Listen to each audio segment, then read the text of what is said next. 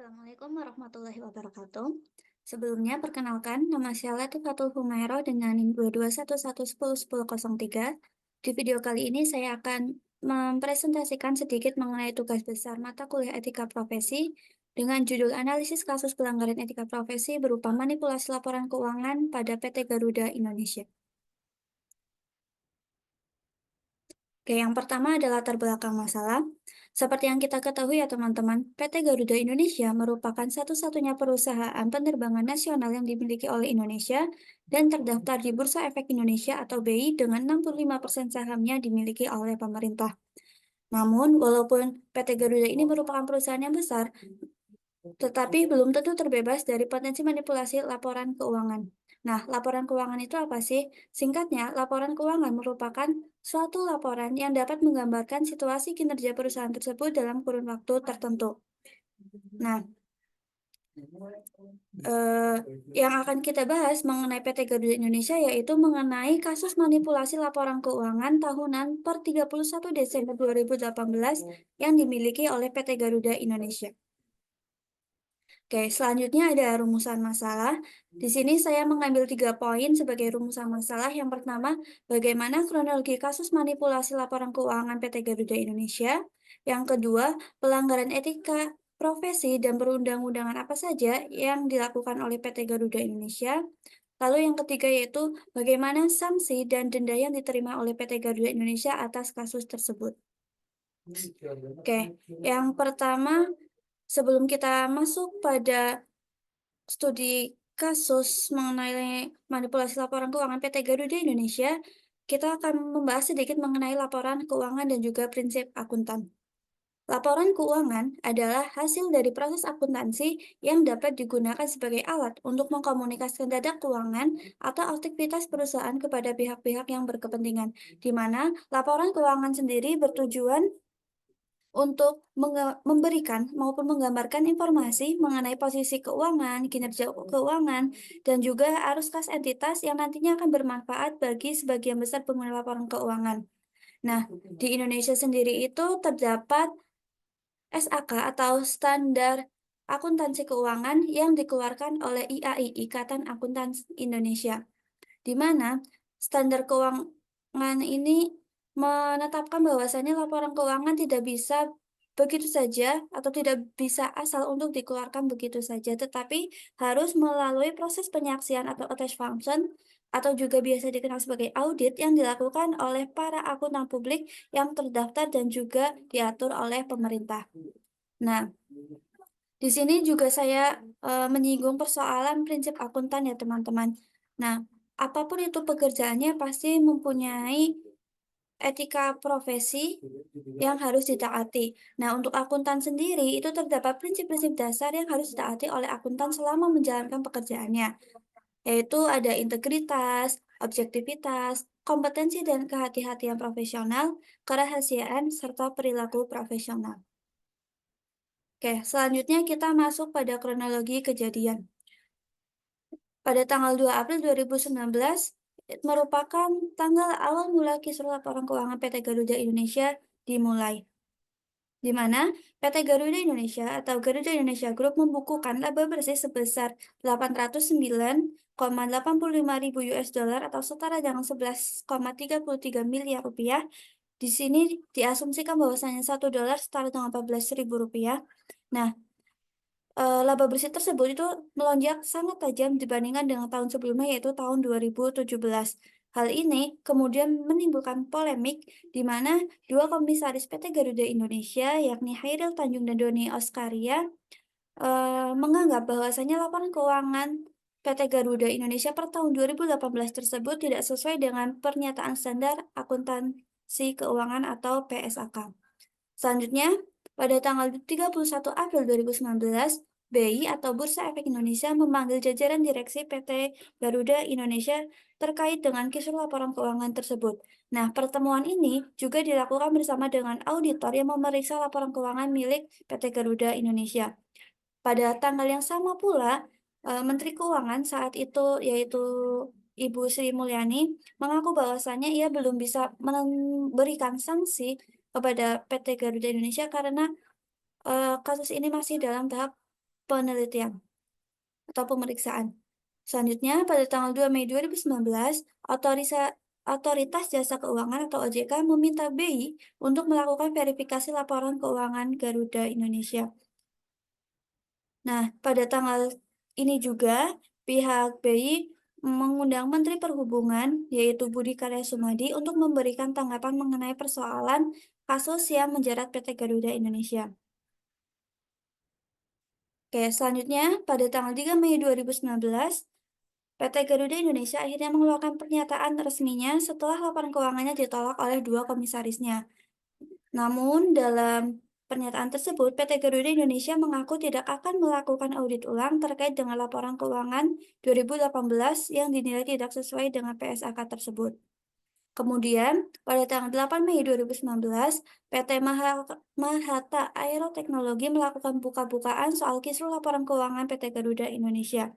Ternyata, kedua perusahaan ini, yaitu PT Mahata Aero Teknologi dengan PT Garuda Indonesia, telah menjalin kerjasama terkait pemasangan layanan konektivitas, di mana PT Mahata Aero Teknologi memiliki piutang sebesar 239 juta US dollar kepada PT Garuda Indonesia, namun oleh pihak PT Garuda Indonesia dalam laporan keuangannya, piutang tersebut justru dimasukkan pada kolom pendapatan lain-lain. Selanjutnya, pada tanggal 21 Mei 2019, DPR memanggil manajemen Garuda Indonesia. Dalam penjelasannya, Direktur Utama PT Garuda Indonesia, Igusti Ngurah Askara Danadiputra, membenarkan persoalan mengenai PT Mahata Aero Teknologi. Oke, selanjutnya pada tanggal 14 Juni 2019, Kementerian Keuangan juga menemukan dugaan laporan keuangan PT Garuda yang tidak sesuai dengan standar.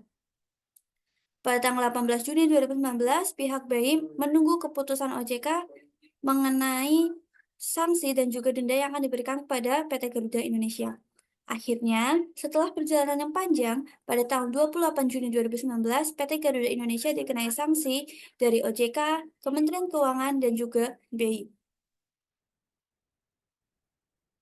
Nah, sebelum kita masuk pada sanksi apa saja yang diterima oleh PT Garuda Indonesia, di sini saya akan menjelaskan sedikit mengenai pelanggaran apa saja yang dilakukan oleh PT Garuda Indonesia.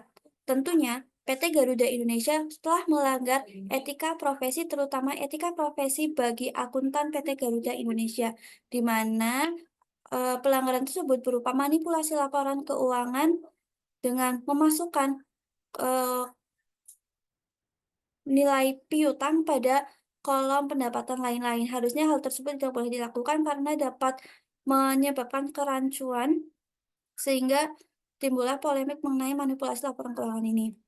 Nah, selain etika profesi, PT Garuda Indonesia ternyata juga melanggar beberapa perundang-undangan. Yang pertama ada pasal 69 Undang-Undang Nomor 8 Tahun 1995 tentang pasar modal. Lalu selanjutnya ada Peraturan Bapepam dan LK Nomor 8.G.7 tentang penyajian dan pengungkapan laporan keuangan emiten dan perusahaan publik. Selanjutnya ada interpretasi standar akuntansi keuangan atau ISAK tentang penentuan apakah suatu perjanjian mengandung sewa. Dan yang terakhir yaitu pernyataan standar akuntansi keuangan atau PSAK tentang sewa. Oke, setelah tadi kita mengetahui pelanggaran apa saja yang telah dilakukan oleh PT Garuda Indonesia mengenai laporan keuangan pada tahun 2015 tersebut, selanjutnya di sini mari kita bahas mengenai sanksi dan juga denda yang diterima oleh PT Garuda Indonesia atas kasus tersebut. Di sini PT Garuda Indonesia mendapatkan sanksi dari OJK, Menteri Keuangan, dan juga pihak BI. Nah, dari OJK sendiri itu mengeluarkan dua sanksi penting. Yang pertama yaitu PT Garuda Indonesia harus membayar denda sebesar 100 juta rupiah, serta masing-masing direksinya juga diharuskan untuk membayar denda sebesar 100 juta rupiah terpisah dari denda perusahaan. Selain itu, OJK juga meminta pihak PT Garuda Indonesia untuk memperbaiki dan menyajikan kembali ALKT PT Garuda Indonesia atau Persero TBK per 31 Desember 2014, serta melakukan public expose. Selain itu, ada juga Menteri Keuangan yang memberikan sanksi berupa pembekuan izin kepada para auditor yang terlibat selama 12 bulan. Lalu yang Terakhir ada pihak BI. Pihak BI memberikan denda kepada PT Garuda Indonesia sebesar Rp250 juta atas kasus manipulasi laporan keuangan tersebut. Oke, selanjutnya kita sampai pada kesimpulan. Di sini ada dua poin penting kesimpulan ya teman-teman. Yang pertama, PT Garuda Indonesia terbukti melakukan manipulasi laporan keuangan tahunan per 31 Desember 2018 dengan memasukkan piutang PT Mahata Air Teknologi sebesar 239 juta US dollar ke kolom pendapatan lain-lain. Hal ini tentu saja melanggar etika profesi seorang akuntan ya teman-teman. Seharusnya sadar maupun tidak sadar salah memasukkan kolom pendapat kolom piutang ke pendapatan atau lainnya itu tidak boleh dilakukan. Karena apa? Karena manipulasi laporan keuangan ini nantinya akan berdampak juga pada harga saham perusahaan tersebut, karena dari laporan keuangan tersebut itulah yang digunakan untuk menilai harga saham perusahaan dan juga untuk melakukan kerjasama dengan perusahaan-perusahaan atau mitra-mitra lainnya. Kesimpulan yang kedua yaitu terjadi pelanggaran etika profesi akuntan sehingga PT Garuda Indonesia beserta jajaran direksi dan pihak-pihak yang terlibat termasuk juga auditornya dijatuhi hukuman oleh Kementerian Keuangan, OJK, dan juga BI. Oke, selanjutnya ada saran. Di sini ada beberapa saran yang bisa dijadikan sebagai bahan pertimbangan untuk perusahaan-perusahaan besar maupun kecil sehingga tidak melakukan kesalahan yang sama seperti dengan PT Garuda Indonesia.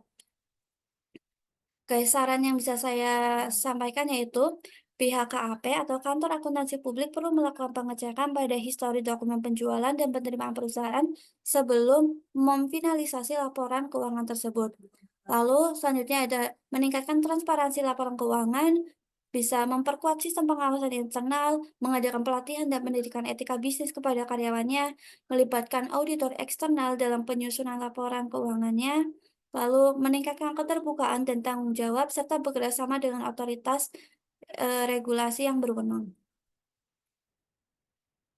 Oke, selanjutnya di sini ada beberapa sumber referensi yang saya gunakan untuk menyusun tugas besar ini. Yang pertama, ada makalah kasus laporan keuangan PT Garuda Indonesia yang saya akses dari website akademia.edu. Lalu ada dokumen yang saya ambil dari repositori Universitas Pendidikan Indonesia. Dan juga yang terakhir ada berita Kompas yang dipublikasikan pada tanggal 3 Juli 2022. Oke, sekian presentasi dari saya. Semoga dapat dipahami dan dapat menjadi pembelajaran bagi kita semua. Tetap semangat untuk belajar. Wassalamualaikum warahmatullahi wabarakatuh.